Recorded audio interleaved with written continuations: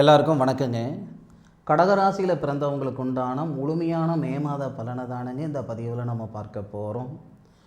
வரக்கூடிய மே மாதத்தில் கோட்சார ரீதியாக வரக்கூடிய கிரக அமைப்புகள் கடகராசியில் பிறந்த நண்பர்களுடைய வாழ்க்கையிலையும் வாழ்வாதாரத்திலையும் எந்த மாதிரியான மாற்றங்களை ஏற்படுத்த போகுதுன்றது பற்றி தானுங்க ஆதாரபூர்வமாக மட்டும் கிடையாது, ஆணித்தரமாக இந்த பதிவில் நம்ம பார்க்க போகிறோம்.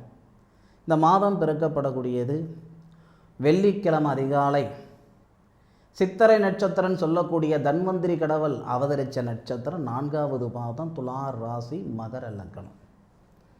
கடக ராசியாதிபதி சந்திர பகவான். வேறு யாருக்குமே இல்லாத ஒரு பிராப்தம் கடகராசியில் பிறந்தவங்களுக்கு உண்டு. ராசிநாதன் சந்திர பகவான். உங்கள் ராசிநாதன் தனகாரகனுடைய பார்வையும் வாங்குறாரு, தொழில் ஸ்தானாதிபதியுடைய பார்வையும் வாங்குறாரு, தனஸ்தானாதிபதியுடைய பார்வையும் வாங்குறாரு. இந்த மாத தொடக்கத்தில் பொதுவாக நான் எந்த ஒரு பதிவு கொடுத்தாலும் 100% ஆதாரம் இருக்குது. ஆதாரம் இல்லாமல் ஒரு வார்த்தை நம்ம சொல்லிவிட்டோம் நடக்கலை அப்படின்னா அதை விட பாவம் வேறு எதுவுமே இல்லைங்க. கை கொடுத்தா மேலலாம், சொல் கொடுத்தா மேல முடியாது.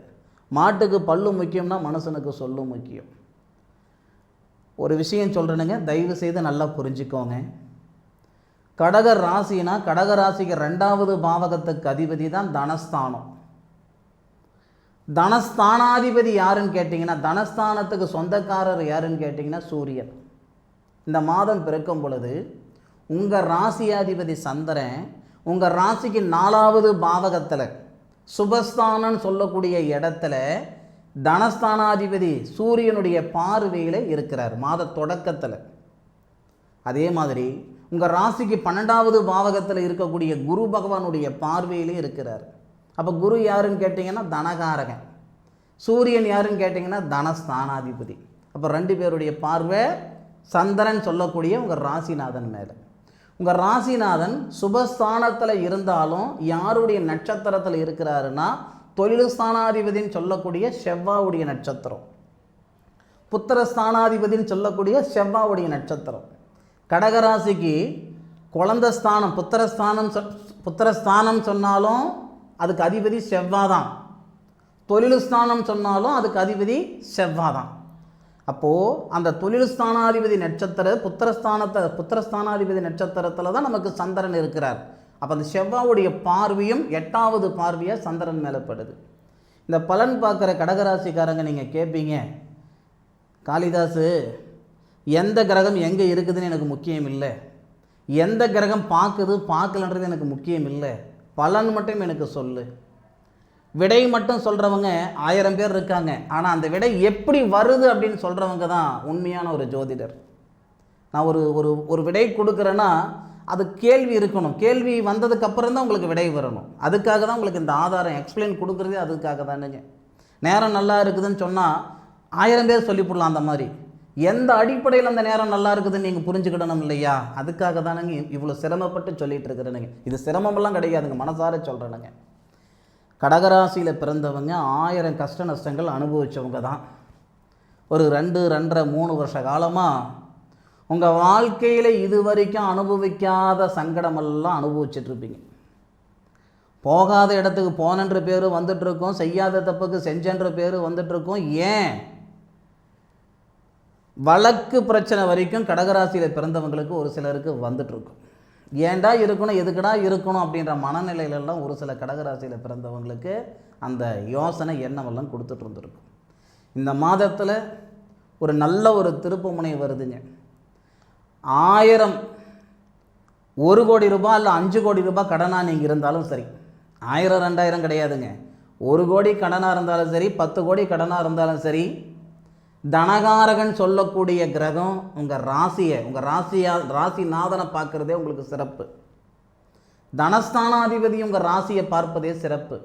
அது மட்டும் இல்லை, கடகராசிக்கு 10வது பாத்தியம் 10வது பாவகம் தான் தொழில் ஸ்தானம். அந்த தொழில் ஸ்தானத்தில் சூரியனும் புதனும் சேர்ந்துருக்காங்க. வெளிநாடு தொடர்புள்ள வேலை வந்து சேர்றதுக்கு வாய்ப்பு இருக்குது. சுய தொழிலில் ஏற்றம் வர்றதுக்கு வாய்ப்புகள் உண்டு. ஏற்கனவே ஒரு வேலை செய்துக்கிட்டு இருக்கிறேனுங்க, ஒரு கார்ப்பரேட் நிறுவனம் அது, இல்லை அடுத்தவங்க கிட்ட நான் வேலை செய்துக்கிட்டு இருக்கிறேனுங்க, வேறு வழி இல்லாமல் செய்துக்கிட்டு இருக்கிறேனுங்க, என் உழைப்புக்கு தகுந்த உயர்வு இல்லை, ஆனாலும் வேறு வழி இல்லை, அசலை கட்ட முடியலைனாலும் வட்டியாவது கட்டிகிட்டு இருக்கிறேனுங்க, அதுக்கு தான் வேலைக்கு போயிட்டு இருக்கிறேன்னு சொல்லக்கூடிய கடகராசியில் பிறந்தவங்களும் இருக்க தான் செய்கிறீங்க. இருக்கிற குண்டுமணி நகையாக இருந்தாலும் அடமானம் வச்சு போட்டேனுங்க, இதுக்கு மேற்கொண்டு அடமானம் வைக்கணும்னா என்ன தானுங்க வச்சுக்கிடணும் அப்படின்னு சொல்லக்கூடியவங்களும் இருக்க தான் செய்கிறீங்க. இந்த மாதத்தில் சாமி சத்தியமாக உங்களுக்கு மாற்றம் வரும்.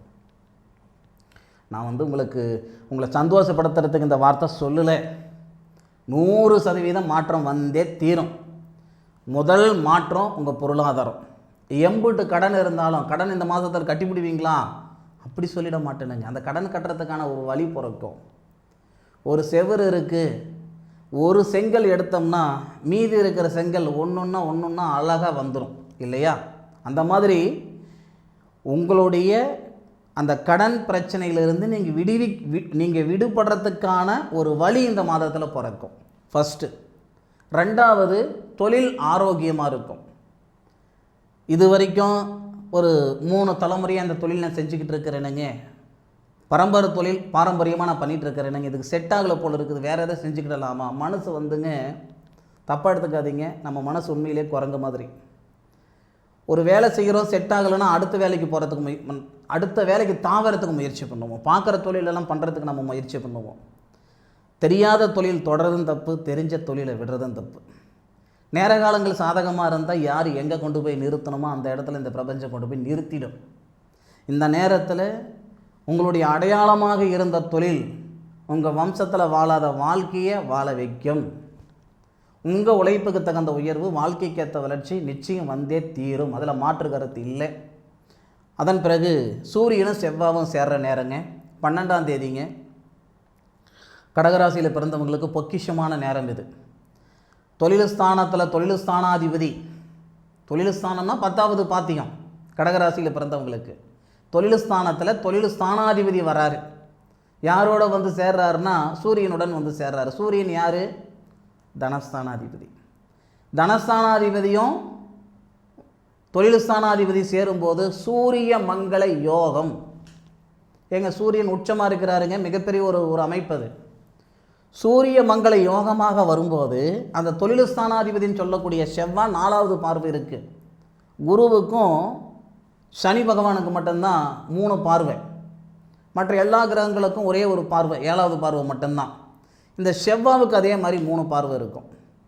4வது பார்வை, 7வது பார்வை, 8வது பார்வை. செவ்வாய் மேஷத்துக்கு வரும் பொழுது சரியாக 12ஆம் தேதி, அப்போ 12லேருந்து 31 தேதி வரை, அது வரைக்கும் நமக்கு சூரிய மங்கள யோகம் இருக்க போகிறது இல்லை. 16 தேதி வரை தான். கிட்டத்தட்ட பார்த்திங்கன்னா ஒரு 4 நாள்.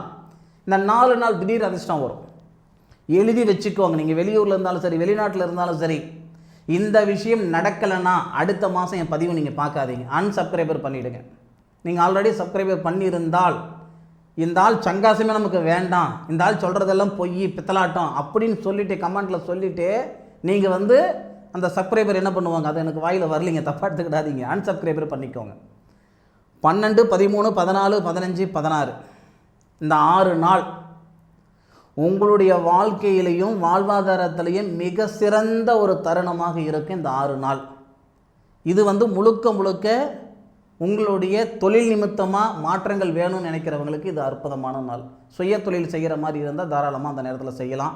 நீங்கள் நினைக்கலாம், சார் கத்திரி வந்துருச்சே சார், ஏன்னா 4ஆம் தேதி, மே மாதம் 4ஆம் தேதி கத்திரி வந்துடும்.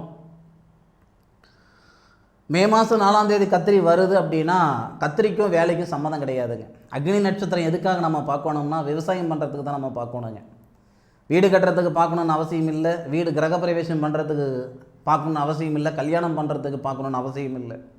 ஆனால் இன்றைக்கி இருக்கிற ஜோதிடர்கள் சொல்லக்கூடிய வார்த்தை என்னென்னா, அக்னி நட்சத்திரம் வந்துருச்சுங்க, கத்திரி வந்துருச்சு, அதனால் எதுவுமே செய்யக்கூடாது. வெயிலின் தாக்கம் அதிகமாக இருக்கிறது அந்த சித்திரை நட்சத்திரம் சொல்லக்கூடிய அந்த அக்னி நட்சத்திரத்தில். அப்படி இருக்கும் பொழுது நம்ம என்ன செய்யணும் அப்படின்னா, விதைக்கிறது குறைச்சிக்கிடணும், இதுதான்.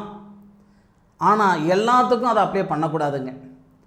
தொழில் செய்யணும்னு நினைக்கிறவங்க எதை பற்றியும் கவலைப்படாமல், தனிப்பட்ட முறையில் தொழில் தொடங்கணும்னா எதை பற்றியும் கவலைப்படாமல் மே மாதம் 12, 13, 14, 15, 16 இந்த 6 நாளில் நீங்கள் தொடங்குங்க. நிச்சயமாக மிகப்பெரிய வளர்ச்சியை கொடுக்கும், அதில் மாற்று கருத்து இல்லை.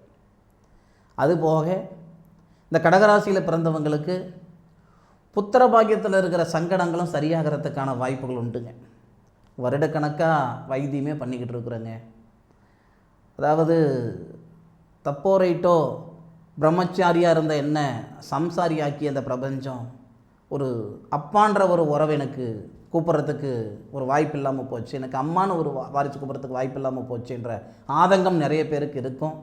உங்கள் ராசியாதிபதினு சொல்லக்கூடிய அந்த சந்திரன் புத்திரஸ்தானாதிபதினு சொல்லக்கூடிய செவ்வாவுடைய நட்சத்திரத்தில் இருக்கார்.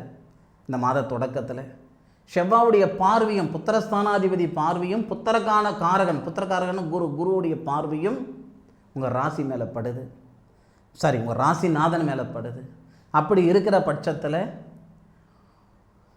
வருஷம் 365 நாள் வைத்தியம் பண்ணிட்டு இருந்தீங்க, செட் ஆகலைன்னா இந்த மாதத்தில் குழந்தை பாக்கியத்தில் இருக்கிற தடைகள் நீங்கும். ஒரு அற்புதமான ஒரு மாதமாக இருக்கும். கடகராசியில் பிறந்தவங்களுக்கு மன அழுத்தம் நீங்குது, பொருளாதார ரீதியாக நீங்கள் ஏற்றத்துக்கு வருவீங்க, குடுக்கல் வாங்கல இருக்கிற சங்கடங்கள் சரியாகுது, குழந்தை பாக்கியத்தில் இருக்கிற சங்கடங்கள் சரியாகுது. 100% ஒரு அற்புதமான ஒரு நாட்கள் இந்த நாட்கள் அப்படின்ட்டு உங்கள் உள் மனசும் சொல்கிற அளவுக்கு நீங்கள் உணர்கிற அளவுக்கு நிச்சயமாக இருக்கும். அடுத்த மாதம் நான் பலன் சொல்லும் பொழுது ஏகப்பட்ட பேர் கடகராசியில் பிறந்தவங்க நீங்கள் கமெண்ட் பண்ண போகிறீங்க, சார் போன மாதம் சொன்னதெல்லாம் எனக்கு அப்படியே நடந்ததுங்க அப்படின்ட்டு. இதில் இன்னொரு விஷயம், முக்கியமான ஒரு விஷயம் சொல்கிறேனுங்க. ஆனால் இதை நான் மிகைப்படுத்தி சொல்கிறேன்னு மட்டும் தயவு செய்து நினச்சிக்காதீங்க. உங்களுடைய ராசிக்கு 4வது பாவகத்தில் உங்கள் ராசிநாதன் வராரு. அந்த 4வது பாவகத்துக்கு அதிபதி அப்படின்னு சொல்லக்கூடிய ஒரு கிரகம் செவ்வாய். 4வது பாவகத்துக்கு அதிபதி சுக்கிரன். அந்த சுக்கிரன் உங்கள் ராசிக்கு 11வது பாவகம் சொல்லக்கூடிய லாபஸ்தானத்தில் இருக்கார். சுபஸ்தானாதிபதி லாபஸ்தானத்தில் சந்திரனுடைய நட்சத்திரத்தில் தான் இருக்கிறார். அதாவது ரோகிணி நட்சத்திரம்னு சொல்லக்கூடிய கிருஷ்ண பகவான் அவதரித்த நட்சத்திரத்தில் தான் சுபஸ்தானாதிபதி இருக்கிறார். அப்போது சுக்கிரனுடைய வீட்டில் சந்திரனுடைய நட்சத்திரத்தில் சுக்கிரன் அங்கே பரிவர்த்தனை இருக்குது இல்லையா? அப்போது அந்த 4வது பாவகம்ன்றது வாகன யோகம், மண்மனை வாங்கிறது. அப்போ அந்த இடத்துல நமக்கு பரிவர்த்தனை இருக்குல்லவா? அப்படி இருக்கிற பட்சத்தில் இந்த கடகராசியில் பிறந்தவங்களுக்கு இந்த மே மாதம் முடியறதுக்குள்ளார ஒன்று வாகனம் வாங்குவீங்க. இந்த 2 வீலர் வாங்குறேனுங்க, 4 வீலரை வாங்குவீங்க. 2 வீலர் வாங்கணுன்ற எண்ணத்தில் இருந்தீங்கன்னா 4 வீலர் வாங்குவீங்க. 2வது மண்மனைக்கு அட்வான்ஸ் கொடுப்பீங்க. ஒரு சிலர் இந்த மாதத்தில் மண்மனை ரிஜிஸ்ட்ரேஷன் பண்ணிக்குவீங்க அல்லது முன்பணம் கொடுத்துருப்பீங்க. இந்த நிகழ்வு எல்லாமே இந்த மே மாதம் முடியறதுக்குள்ளார நடக்கும். நீங்கள் நினைக்கலாம் இந்த நேரத்தில் 4 காசு பணம் இருக்கிற இடம் தெரியல, இந்த ஆள் என்னடானா வீடு வாங்குவீங்க காரு வாங்குவீங்கன்னு சொல்கிறாரு அப்படின்ட்டு. எப்போவுமே ஏட்டு சுரக்கா கூட்டு கோதவாதன்னு சொல்லுவாங்க இல்லையா? நான் சொல்கிற வார்த்தை இன்றைக்கி காதுக்கு இனிமையாக இருக்கும், மனசுக்கு சந்தோஷமாக இருக்கும். நடக்கும் பொழுது தான் நெசத்தில் நீங்கள் சந்தோஷப்படுவீங்க. இந்த மாதம், அதாவது மே மாதம் இறுதியில் சொல்லுங்கள் கமெண்ட்டில். தயவு செய்து அதுக்கு முன்னாடி கமெண்ட் பண்ண வேண்டாம், இறுதியில் சொல்லுங்கள். இந்த பதிவு கடகராசியில் பிறந்தவங்களுக்கு 100% பயனுள்ள பதிவாக இருக்கும், அதில் மாற்று கருத்து இல்லை. மீண்டும் அடுத்த ஒரு அற்புதமான தருணத்தில் கடகராசியில் பிறந்தவங்களை சந்திக்கும் வரை உங்களிடமிருந்து விடைபெறுவது உங்கள் வீட்டு ஜோதிட நண்பனான மா காளிதாஸ் மணிகண்டன். திருச்சிற்றம்பலம். வாழ்க வையகம், வாழ்க வளமுடன்.